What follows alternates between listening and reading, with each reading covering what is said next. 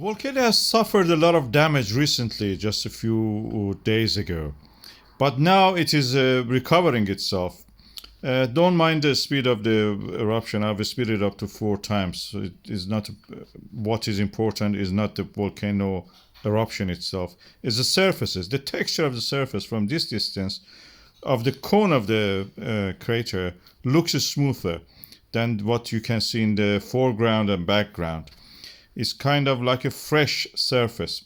Again, from a close-up angle and from opposite side, you can see the same.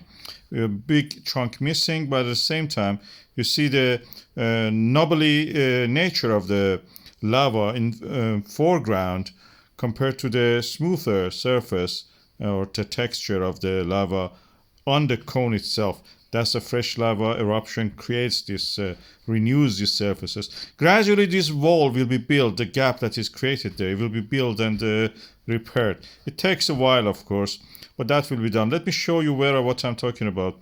This is the same image. Now I've brightened it up so you can clearly see better. And this is the smooth, fresh lava surfaces on the cone of the volcano. This is where is repairing itself by continuous eruption. The slower, the better in a way.